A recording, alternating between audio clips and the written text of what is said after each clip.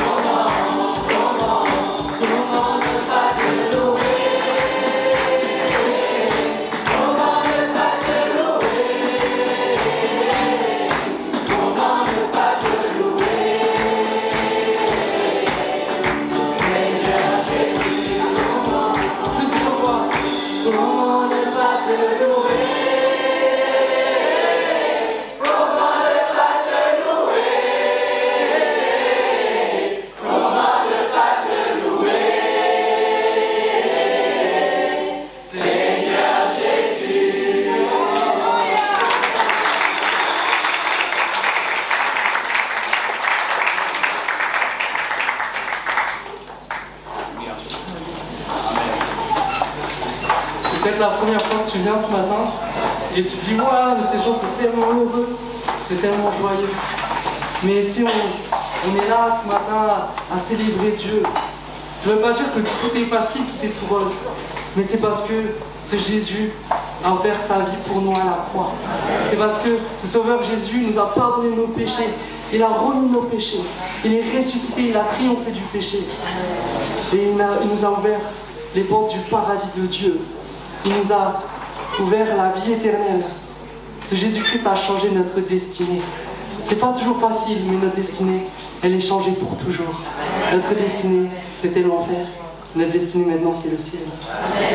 Et on va prendre ce chant ensemble, et après on va avoir des temps de prière, mais on va prendre ce chant qui dit « Tu traces un chemin ».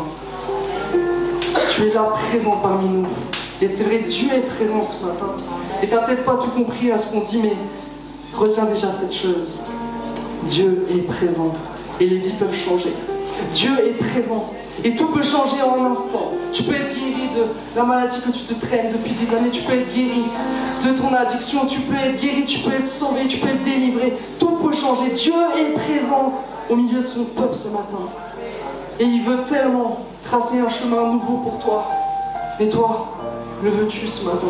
Veux-tu rester sur ce chemin qui a l'air facile, mais qui mène à la perdition, au malheur? Ou est-ce que tu veux que Dieu lui-même, de sa main, du doigt de Dieu, trace un nouveau chemin pour toi? On va prendre ce chemin, ensemble, j'espère. On va prendre ce chant.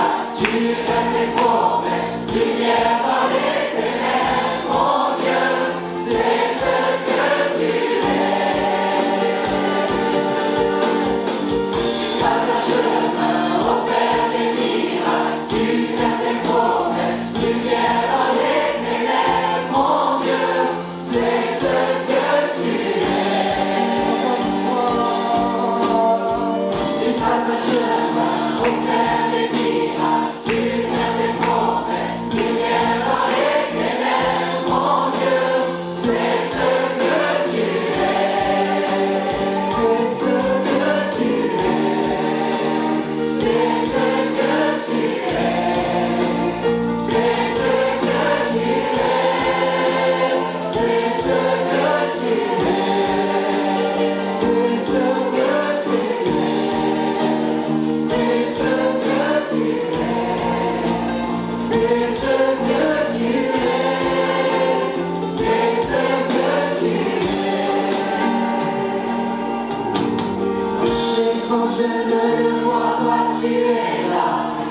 quand je ne le sens pas, tu es là. Tu agiras encore. Tu agiras encore. Et quand je ne le vois pas, tu es là. Et quand je ne le sens pas, tu es là. Tu agiras encore. Tu agiras encore. Et quand je ne le vois pas, tu es là. Et quand je ne le sens pas, tu es là. Tu agiras encore. Tu agiras encore. Au Père bénira, tu as tes promesses, lumière dans les ténèbres, mon Dieu, c'est ce que tu es. Dans ce chemin, au Père bénira, tu as tes promesses, lumière dans les ténèbres, mon Dieu, c'est ce que tu es. Juste les voix.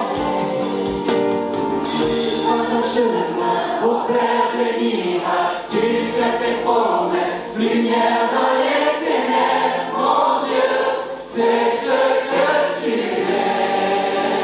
C'est ce que tu es. C'est ce que tu es.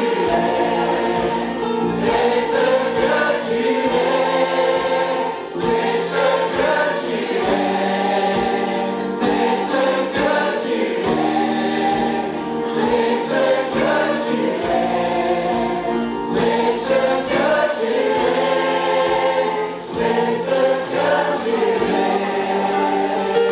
Élève ta voix ce matin. Que tu puisses avoir le langage transport ce matin. Élève ta On va prendre un texte qui se trouve dans Zacharie au chapitre 4. Zacharie chapitre 4, verset 1. Ce texte nous dit « L'ange qui parlait avec moi revint et me réveilla comme un homme que l'on réveille de son sommeil. Et il me dit « Que vois-tu » Je répondis « Je regarde et voici, il y a un chandelier d'or surmonté d'un vase et portant 7 lampes avec 7 conduits pour les lampes qui sont au sommet du chandelier. Il y a près de lui 2 oliviers, l'un à la droite du vase et l'autre à sa gauche. Et reprenant la parole, je dis à l'ange qui parlait avec moi « Que signifient ces choses, mon Seigneur ?» L'ange qui parlait avec moi me répondit « Ne sais-tu pas ce que signifient ces choses ?» Je dis « Non, mon Seigneur. » Alors il reprit et me dit « C'est ici la parole que l'Éternel adresse à Zorobabel. Ce n'est ni par la puissance, ni par la force, mais c'est par mon esprit, dit l'Éternel des armées. Amen. » Je vais faire un court résumé pour pas être trop long. Parce que vous savez que je suis assez court quand je prêche. Une petite heure en général, mais... Là, le contexte, dans AG1, AG2, il y a Esdras aussi qui parle, et puis Zacharie de ce texte. Le peuple d'Israël est rappelé à l'ordre par Dieu. Dans AG1, le peuple a abandonné la construction du temple de Dieu depuis des années déjà, et puis Dieu leur dit, à travers le prophète Agé, il leur dit, allez reconstruire ma maison. Vous êtes en train de construire vos maisons personnelles, mais moi, ma maison, le temple de l'Éternel, vous l'avez abandonné. Et à ce moment-là, le peuple va être saisi d'une crainte et va se remettre à construire le temple de Dieu, la maison du Seigneur. Et à la suite de ça, le Seigneur va leur dire, vous avez repris la construction de mon temple, mais il y a encore des souillures parmi vous, vos cœurs sont sales. Alors maintenant, vous allez vous repentir de vos péchés, car vos offrandes, je ne les accepte pas. Et donc le peuple va se repentir de ses péchés afin de pouvoir continuer la construction du temple. Et puis là, on est dans le texte de Zacharie 4, et le Seigneur va dire, mais ce que vous faites, vous le faites par vos propres forces. Et c'est pas comme ça qu'il faut travailler. Vous ne pouvez rien faire par vos propres forces, ou alors vous allez faire mal. Et là, le Seigneur leur dit, ce n'est ni par force, ni par puissance, mais par mon esprit. On va prendre pour illustrer un peu ce texte, la vie de Moïse. Vous savez, j'aime Moïse, le plus grand prophète dans l'Ancien Testament, en tout cas jusqu'à l'arrivée de Jean-Baptiste. Moïse qui a fait des prodiges et des miracles, bien sûr par la puissance du Dieu vivant. Et Moïse, il a une vie très particulière. Une vie vraiment, souvent j'entends les jeunes dire « Waouh, je veux être comme Moïse ». si vous savez ce qu'a traversé Moïse, je peux vous assurer que personne ne veut sa vie. Alors, c'est vrai qu'aujourd'hui, tout le monde dit « je veux l'onction ». Mais tout ce qu'il faut avant d'arriver à la vie d'un tel serviteur, c'est particulier. Moïse, c'est ce jeune prince d'Égypte. Il est né, il a grandi, en tout cas, il est né parmi le peuple d'Israël et par des circonstances, il a été amené à être adopté par la famille du pharaon d'Égypte. Et Moïse est considéré comme un prince d'Égypte. Imaginez, tout lui sourit. Il grandit, il est éloquent, il est dans la maison de Pharaon et il a sans doute une vie qui va le conduire à être un grand homme, un homme respecté dans le pays le plus puissant du monde. Et Moïse, la Bible nous dit dans le Nouveau Testament que Dieu va susciter dans son cœur le fait d'aller délivrer son peuple. Il va lui mettre de l'amour pour le peuple d'Israël, alors que lui, il est élevé par l'Égypte, il est quelqu'un de renommé. Son cœur va être amorcé par l'Esprit de Dieu pour pouvoir libérer le peuple de Dieu.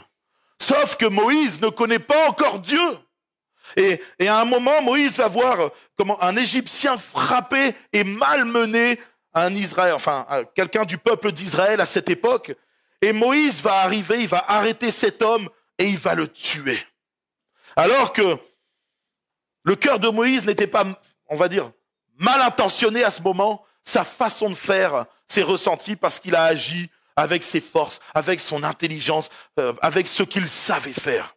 Il va tuer cet homme et Moïse va être pris de peur. Et ce qui est marrant, c'est alors qu'il vient libérer ce pauvre personnage, ce pauvre, habitant du peuple d'Israël, à éviter de se faire malmener. Cette même personne qui vient d'être sauvée par Moïse va lui dire « Mais qui tu es, toi? Qui tu es pour te positionner au-dessus de nous ?» Moïse agit par ses propres forces et on va voir que c'est jamais la solution. Alors Moïse va devoir fuir l'Égypte et il va commencer, c'est là mon premier point, par une vie de brisement. Et souvent, nous les chrétiens, on a tendance à vouloir cette vie de gloire où Dieu agit, on voit la puissance, on voit le miraculeux.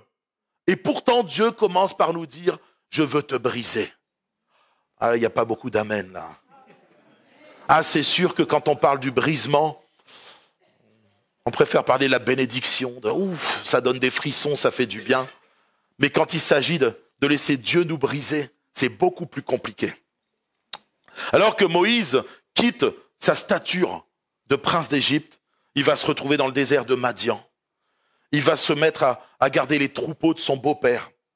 Et vous savez, quand on passe du prince d'Égypte à éleveur, dans la position de l'Égypte, c'est la position la plus basse qui existe.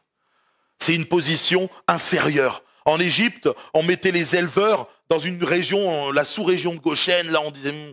On va tous les mettre à un endroit, on va les mettre là-bas parce que nous, on ne veut pas se mélanger aux éleveurs. C'est la position la plus basse. Et Moïse va passer du rang de prince d'Égypte à petit éleveur. Et éleveur même pas de son propre troupeau. Le troupeau de quelqu'un d'autre. Imaginez l'humiliation pour un homme comme ça.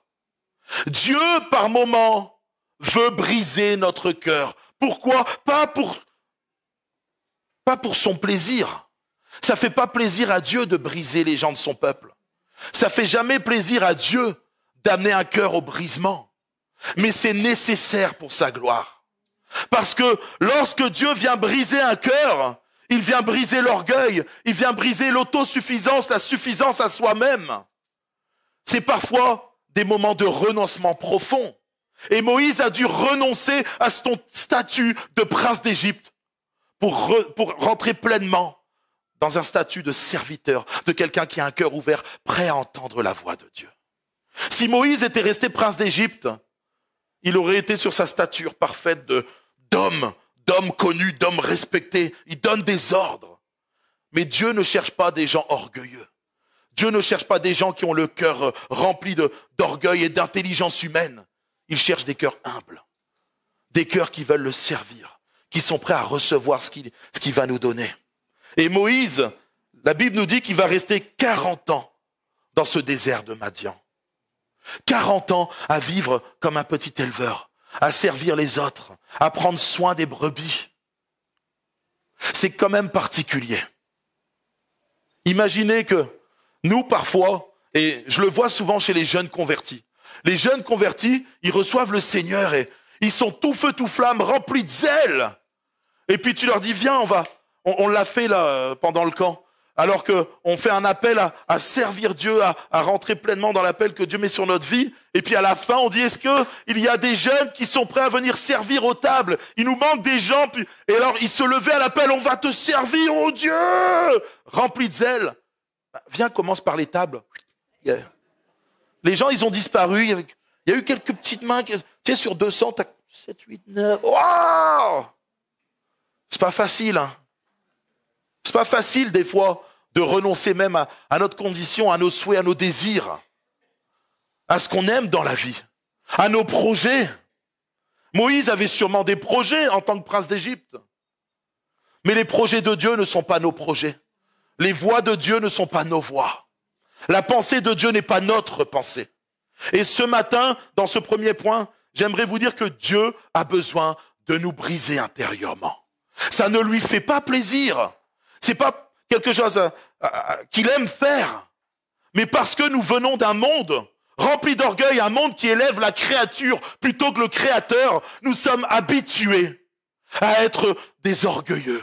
Ça fait bizarre. Désolé, le message ce matin, il va pas vous faire du bien tout de suite. Après, vous inquiétez pas. Ça va vous faire du bien. Quand c'est la parole de Dieu, ça fait toujours du bien. Même si des fois, au départ, ça tord un peu, mais Dieu bénit toujours, d'une façon ou d'une autre. Nous sommes dans un monde où la créature est glorifiée. Le moi-je, le je suis. Je pense donc je suis, etc. Vous connaissez cette pensée grecque philosophique qui va à l'opposé de Dieu. Et Dieu a besoin de briser cette pensée en nous. Ce n'est plus moi-je, c'est Jésus veut. Ce n'est plus je vais faire ce que j'ai envie, je vais faire ce que je désire, mais que veux-tu, Seigneur, que je fasse? Et pour ça, il y a besoin d'un temps d'adaptation dans notre vie. Avant de nous envoyer faire de belles choses pour le Seigneur veut d'abord travailler l'intérieur de nos cœurs. Je me rappelle quand je me suis converti, j'ai donné ce petit témoignage, mais j'étais encore très dur. Vous savez, avant de me convertir, j'étais très orgueilleux. Au point où je m'en fichais de ce que la justice allait penser, de ce que les gens pensaient. Moi, je voulais penser, je voulais être. C'est tout ce qui m'intéressait. Et à ma conversion, il y a quelque chose d'extraordinaire qui se passe. Ma vie est transformée, ma vie est changée. Il se passe plein de choses dans ma vie. Mais j'ai encore un tempérament, vous savez. Bon, moi, je pense que c'est comme ça, donc vous devez tous être comme ça. Je lisais la Bible, ma mère pourra en témoigner. Je sais pas où elle est peut-être pas là aujourd'hui. Allez aux enfants, bon voilà. Vous pouvez aller la voir après. Mais à ma conversion, j'allais souvent en embrouille avec une de mes tantes et puis ma maman et j'étais très dur, je lisais la Bible. Non, moi j'ai vu ça, tout le monde, j'étais encore avec, vous savez, mon tempérament de feu. Et puis je pensais que je connaissais tout alors que je venais à peine de me convertir. Ça faisait 1 semaine que j'avais donné ma vie à Jésus et je faisais des leçons de morale aux chrétiens qui avaient 30, 40 ans de conversion. Et puis au bout d'un moment, j'ai travaillé dans une œuvre où Dieu m'a appris ce qu'était le brisement. J'ai appris à être plié, à être façonné comme Dieu voulait. J'ai appris à entendre la voix de Dieu. Et alors que ça faisait maintenant quelques mois que j'étais au Seigneur, attention, c'était plus quelques semaines, mais quelques mois, je gonflais des pectoraux, je lisais la Bible tous les matins, je me levais à 5h, 6h et je prenais 1 heure, 1 heure et demie de lecture de la Bible et j'avais l'impression d'être... je connaissais, quoi. Je finis par faire une grosse dépression, j'ai des problèmes de santé. Je suis hospitalisé pendant 5 jours à l'hôpital. Et quand je sors de là, vient une forme de dépression. Je me dis, mais Seigneur, mais qu'est-ce qui se passe? Moi, je lis la Bible, j'ai arrêté tous mes péchés. Mais Seigneur, je prie chaque jour, mais je comprends pas ce qui m'arrive. Et là, le Seigneur, il me dit, ni par force, ni par puissance, mais par mon esprit. J'ai compris en fait que j'étais en train d'appliquer ma vie à la parole de Dieu par mes propres forces. Le Saint-Esprit me travaillait pas, c'était moi qui me forçais, moi qui m'imposais à faire des choses. Et je ne laissais pas la place au Saint-Esprit de venir travailler dans mon cœur. Alors Dieu a trouvé bon de me briser. Et je peux vous assurer, c'est pas facile de dire ça. Parce que j'ai souffert dans cette période. J'ai été malheureux. J'ai été comme plié dans tous les sens. Mais j'en avais besoin. J'en avais besoin pour rentrer pleinement dans ce que Dieu voulait pour ma vie. Sinon, je serais resté le Laurie arrogant, le Laurie qui connaissait tout. Et parfois, Dieu aime nous faire passer par une période de brisement, non pas pour son bon plaisir, mais pour sa gloire. Et ce matin, j'aimerais te dire que peut-être que tu es dans une situation où Dieu est en train de briser ta vie, où il permet que tu sois brisé. C'est pas facile. Je suis pas en train de te dire réjouis-toi d'être brisé. Moi, je me suis pas réjoui sur le moment. Mais aujourd'hui, je bénis l'Éternel. Je bénis le Seigneur parce que sans cette période, je serais resté le Laurie orgueilleux. Je serais peut-être pas là devant vous aujourd'hui en train de prêcher sa parole. Je serais même peut-être retourné dans le monde. Comme on dit, le chien retourne à son vomi. Mon frère et ma sœur, réjouis-toi. Réjouis-toi quand il y a des périodes d'épreuve sur ta vie. Réjouis-toi quand Dieu permet par moments que tu passes par des situations compliquées. Parce qu'il veut travailler ton cœur. Il veut te façonner à sa gloire. Il veut que tu grandisses. Et par moments, il y a des piqûres de rappel. Alors je ne dis pas que tout ce qui vous arrive, ça vient de Dieu. Que c'est lui qui a fait lui-même ces choses-là. Mais il y a des temps où Dieu fait lui-même pour se glorifier dans notre vie. Et une fois que Moïse a été comme plié dans tous les sens, il a été remué, il a été au service, il a tout perdu, il a renoncé au final à tout ce qu'il avait en Égypte. Dieu va venir à sa rencontre. Il va lui dire, maintenant, tu vas te lever et tu vas aller me servir. Tu vas avancer, tu vas délivrer mon peuple. Tu seras ma voix auprès du Pharaon et auprès de ce peuple. Et là, Moïse était humble quand même. Alors que Dieu lui dit, tu vas aller, tu vas avancer avec puissance. Moïse va dire, mais moi, qui suis-je? Qui suis-je pour que tu m'envoies moi? Je ne sais pas bien parler. Je suis insignifiant. Imaginez-vous ce qui s'est passé dans la vie de Moïse. Il passe de prince d'Égypte à « je suis insignifiant ». Le brisement a fait effet. Moïse est passé de la stature de prince d'Égypte à quelqu'un qui se sentait pas capable de faire les choses. Et c'est à ce moment que Dieu l'envoie. Peut-être qu'il y a des personnes ce matin qui se sentent pas capables. Peut-être que ce matin, il y a des personnes qui se disent mais moi, aujourd'hui, je suis insignifiant. Moi, aujourd'hui, je suis personne. Moi, aujourd'hui, je me sens pas capable de faire, j'ai pas la force. Mais je suis qui? Je connais pas assez bien les choses. Et puis, Dieu veut des cœurs qui sont humbles. Dieu veut des cœurs qui sont là et qui se sentent parfois pas capables. Et Dieu va te rendre capable de faire des grandes choses pour sa gloire. Et alors que Moïse est là, il a été brisé. Maintenant, Dieu va l'envoyer. Moïse, il va faire de grandes choses de la part de Dieu. Mais mon deuxième point, alors qu'il y a eu le brisement, maintenant a lieu la transformation de Moïse. Alors que Moïse va sortir ce peuple d'Israël, il va le sortir avec puissance, la puissance de Dieu. Dieu va exercer sa puissance devant l'Égypte et devant toutes les nations. La mer va s'ouvrir en deux, ils vont traverser de l'autre côté. Maintenant, Moïse va aller rencontrer Dieu d'une autre façon sur la montagne. Alors que l'appel de Dieu se fait dans la première phase de Moïse, après le brisement, maintenant Dieu veut l'envoyer plus loin. Et mon deuxième texte que je vais prendre aujourd'hui se trouve dans Exode, au chapitre 34 et au verset 29 à 35. Ce texte nous dit, Moïse descendit de la montagne du Sinaï, ayant les 2 tables du témoignage dans sa main en descendant de la montagne. Et il ne savait pas que la peau de son visage rayonnait, parce qu'il avait parlé avec l'Éternel. Aaron et tous les enfants d'Israël regardèrent Moïse, et voici la peau de son visage rayonnait, et ils craignaient de s'approcher de lui. Moïse les appela. Aaron et tous les principaux de l'assemblée vinrent auprès de lui, et il leur parla.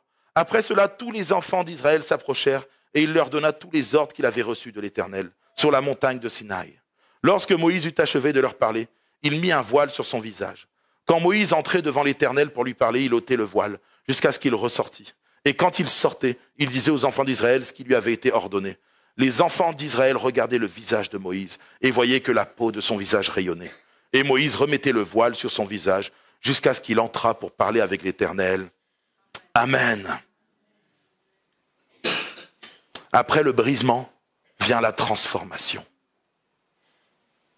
Moïse monte sur cette montagne. Et la Bible nous dit qu'il va rester 40 jours sans manger ni boire. Qui a l'habitude de faire des jeûnes et prières ici? Oh, quelques mains quand même, gloire à Dieu. De temps en temps, je jeûne. Qui a l'habitude de faire des jeûnes d'une semaine? Allez. Wow, pas mal. De 2 semaines? De 3 semaines? Des jeûnes sans manger, hein? 21, oh là là, alléluia. On a une sœur qui a fait 21 jours. Je serais devenu svelte avec 21 jours.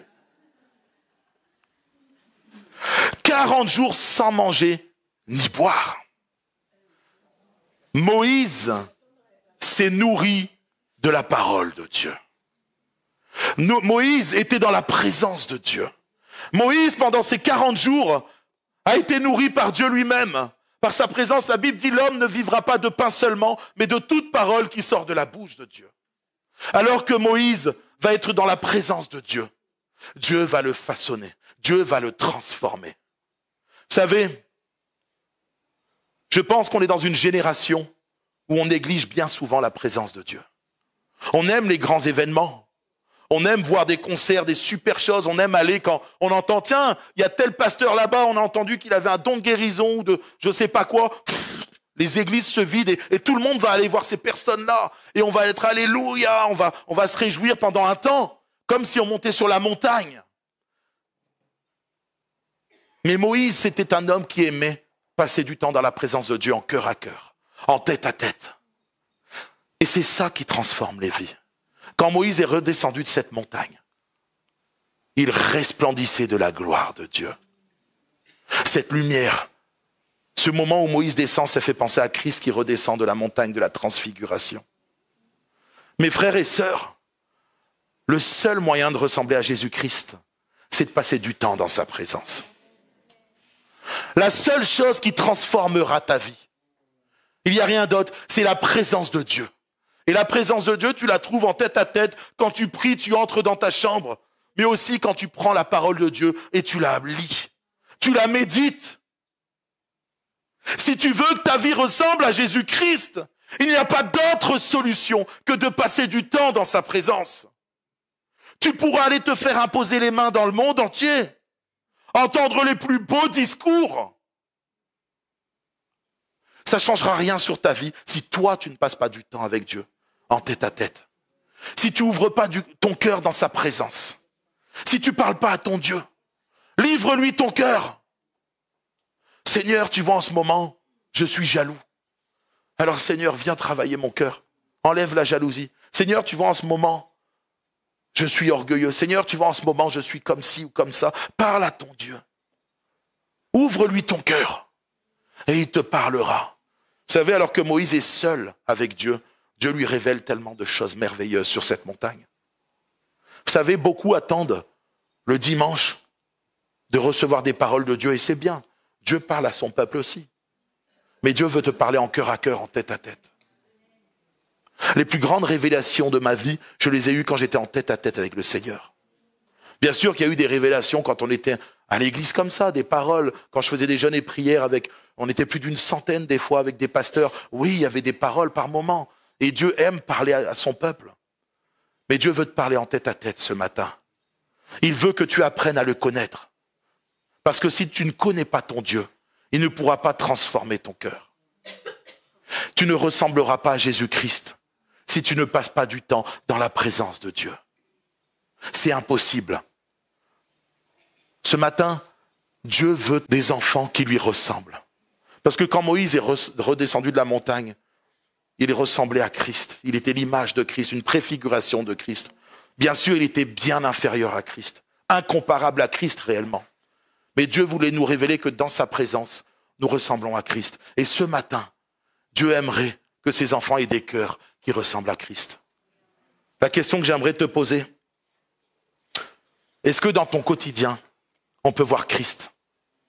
Est-ce que dans ton entourage, les gens se disent, il est vraiment doux, il y a quelque chose dans sa vie. Ses paroles sont sagesse. Quand il parle, nos cœurs s'enflamment, s'embrasent. Un peu comme les disciples d'Emmaüs au contact de Jésus. Ou alors quand on est dans ta présence, on commence à être aigri, on se dit celui-là, celui-là c'est pas top. Oh celui-là. Moi j'ai déjà entendu des histoires comme ça assez remarquables. Où un jour il y a un pasteur qui était parti dans une église et ils étaient partis ensuite faire de l'évangélisation de rue. Et puis alors qu'il était en train d'évangéliser dans la rue une personne, il était avec le groupe de l'église dans laquelle il était. Et il parle à une personne et il lui parle de Jésus et la personne ça commence à prendre. Ah oui Jésus et elle pose plein de questions et il y a comme quelque chose qui se passe dans son cœur. Et puis alors que ce pasteur allait la ramener vers le frère de l'église où il était pour la conduire dans l'église, que l'église la reprenne en charge. Et cette femme-là, elle voit le frère au loin, elle dit lui, je peux pas le supporter.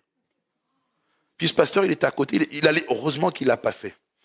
Et puis, il dit, ah bon, pourquoi? Elle dit, on travaille ensemble, il est odieux. Il est méchant, il parle mal, il s'irrite facilement. Imaginez-vous. Est-ce qu'il ressemble à Christ à ce moment-là? Alors, parfois, on a des périodes de nos vies qui sont difficiles. Je l'entends. Mais vous savez, c'est ce que je disais cette semaine à un jeune.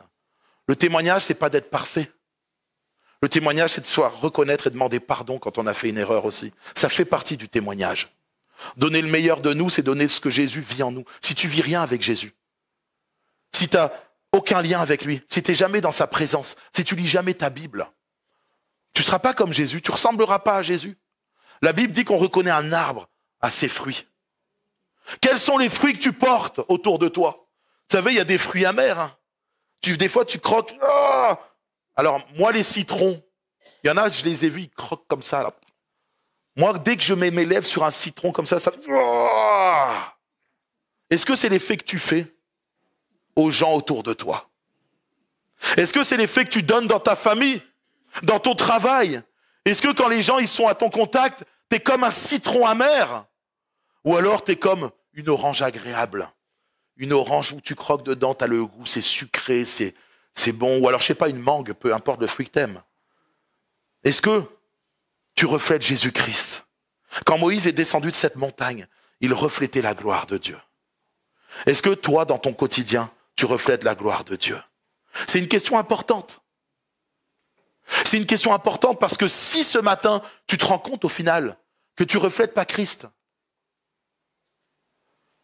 il faut que tu passes plus de temps avec lui. Il faut qu'il puisse façonner ton cœur. Encore et encore, il faut que tu te laisses transformer par le Saint-Esprit. C'est pas par tes propres forces. Moi, je vous disais, au départ de ma vie, j'y ai essayé. Et j'ai vu les dégâts que ça a causé. Très dur avec les gens, et puis, au final, j'avais pas compris c'était quoi la grâce. Ce matin, Dieu veut t'amener à te laisser transformer dans sa présence, à passer du temps avec lui.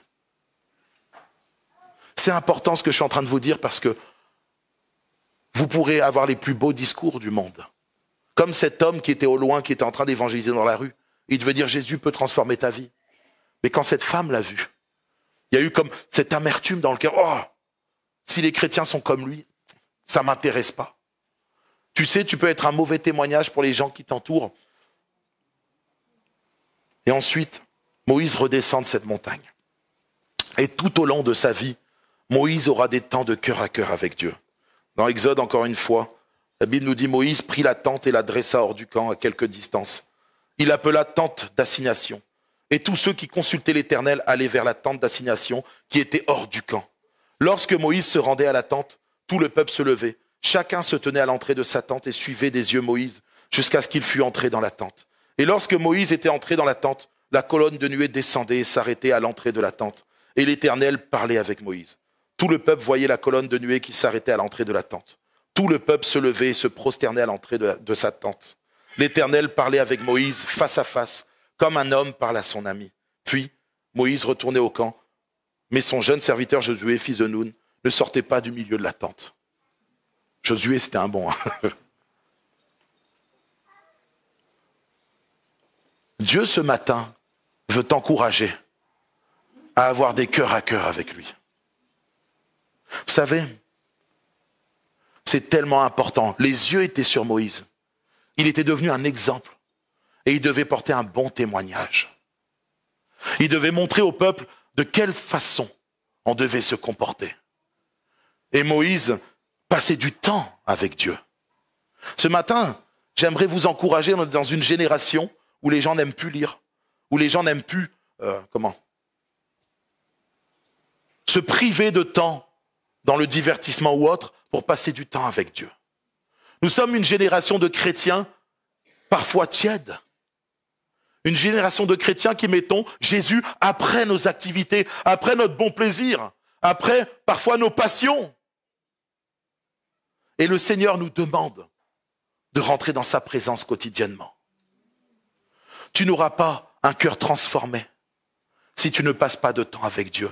Ce matin, tu dois retenir ça, c'est tellement important. Nous sommes dans une génération où les ténèbres sont bien présents. La Bible dit même que la nuit vient et plus personne ne pourra travailler. Mais si aujourd'hui, la lumière que nous sommes va être cachée sous un boisseau, si cette lumière qui est entrée dans notre vie, si Jésus à un moment est entré dans notre vie et on n'en fait pas grand-chose, on ne le révèle pas au monde, c'est comme si on cachait cette lumière sous un boisseau. Le Seigneur t'appelle à briller, non pas par tes propres forces, non pas pour ta propre gloire, mais à faire briller Jésus-Christ en toi. Si tu brilles, c'est pas toi, c'est Christ qui brille en toi. Et le monde a besoin d'être éclairé. Un monde de ténèbres, un monde horrible. Alors que les jeunes, cette semaine, certains ont été touchés, sont convertis et sont partis évangéliser. Certains, c'était la première fois qu'ils allaient dans les rues. Ils sont tombés sur une famille. Un homme qui a tué sa femme et ses enfants, il a mis fin à ses jours. Et là, ces jeunes, ils sont allés évangéliser, ils sont tombés sur la sœur de cet homme. Et alors, ils lui ont parlé. Elle était en souffrance. Il nous disait, elle baissait la tête, c'était horrible ce qui lui était arrivé. Et quand ils sont venus vers elle, ils lui ont parlé de Jésus. Cette lumière a commencé à illuminer les ténèbres de cette pauvre femme.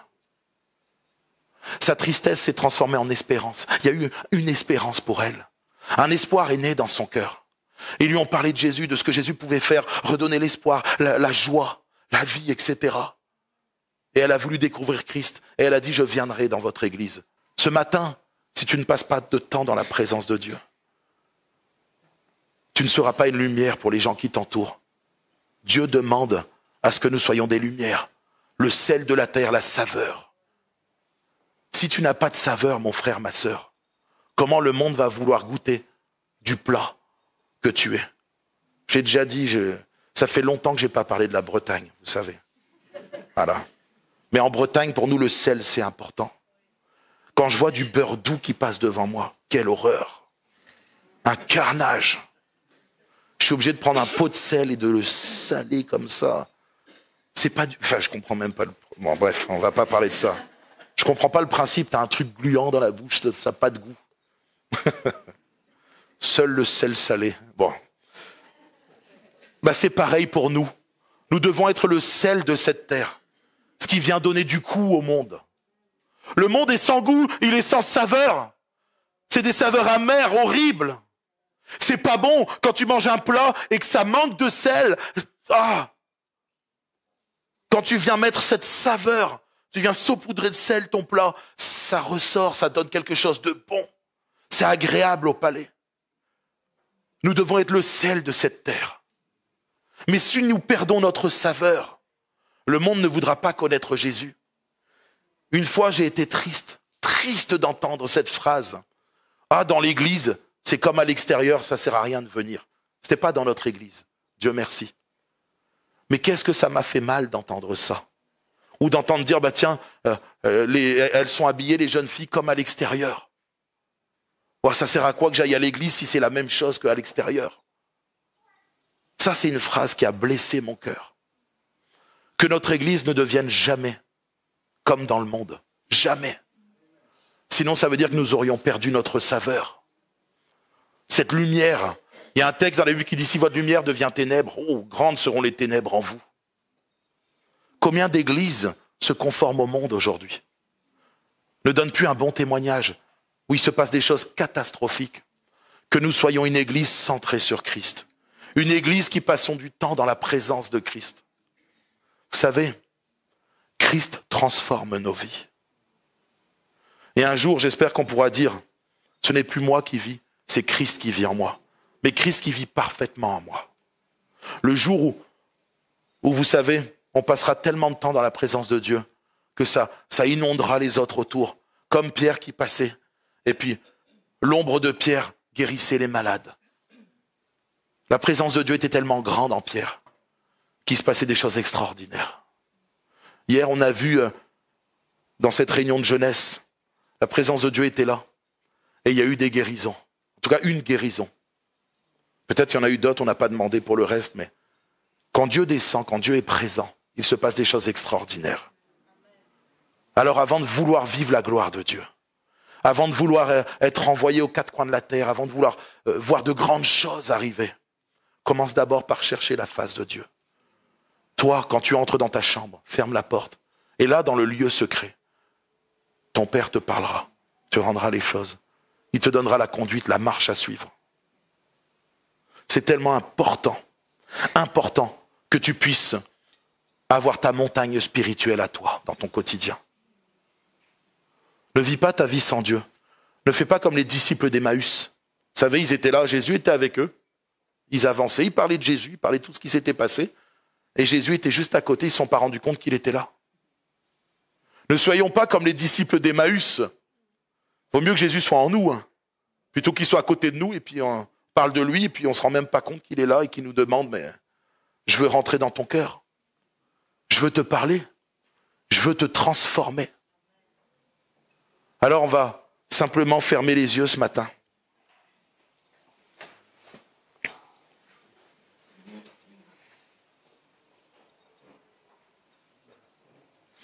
Si Moïse a pu être ce prophète remarquable, cet homme de Dieu extraordinaire, c'est parce qu'il passait du temps en cœur à cœur avec Dieu. Ce matin, j'aimerais que tu puisses prendre conscience que si ta vie elle est fade, elle manque de sel, elle manque de saveur, si ta vie ne reflète pas Christ, c'est le moment pour toi ce matin de revenir à lui. C'est le moment de lui dire, Seigneur, je te demande pardon parce que je ne passe pas de temps avec toi. Je te demande pardon parce que ma vie ne te reflète pas. J'ai besoin de toi. J'ai besoin de plus de toi. Seigneur, ce matin, désire être le centre de ta vie, le centre de ton cœur, le centre de tes pensées, le centre même de ton intelligence. Mais pour ça, tu as besoin d'un cœur à cœur avec ton Dieu. J'aimerais qu'on prenne quelques secondes, quelques minutes de silence. Et j'aimerais que tu te places sincèrement devant Dieu ce matin. C'est entre toi et Dieu. Je ne vais même pas te demander de lever la main. Mais c'est un moment solennel où Dieu veut parler à ton cœur. Et toi, sois sincère. Est-ce que Dieu est ton ami? Est-ce que tu le connais pour dire, oui, je connais Jésus. Jésus est mon ami. Est-ce que tu le connais personnellement? Ou alors tu l'entends juste à travers de la bouche du pasteur? Ce matin, Dieu te demande une minute de silence pour que tu puisses réfléchir au message que tu viens d'entendre.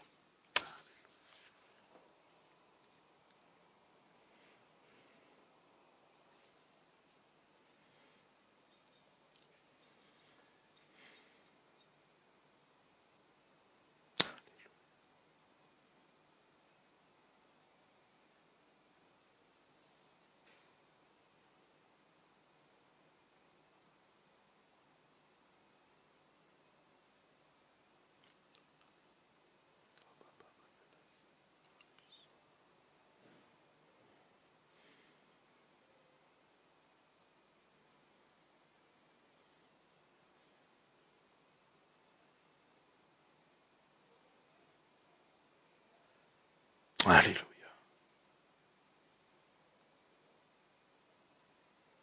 Saint-Esprit, ce matin, veut parler à ton cœur.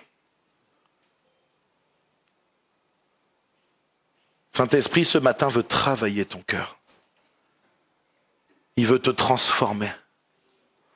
Et le message de ce matin, il te dit qu'il y a seulement dans sa présence que tu seras changé.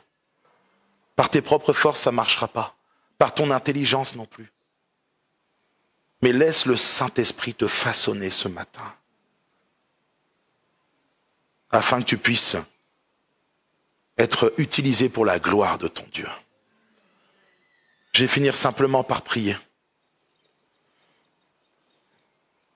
après quoi nous aurons le temps d'annonce. Mais laisse le Seigneur t'envahir ce matin et recherche cette montagne spirituelle dans ta vie, de façon personnelle, afin de pouvoir redescendre avec le cœur de Dieu.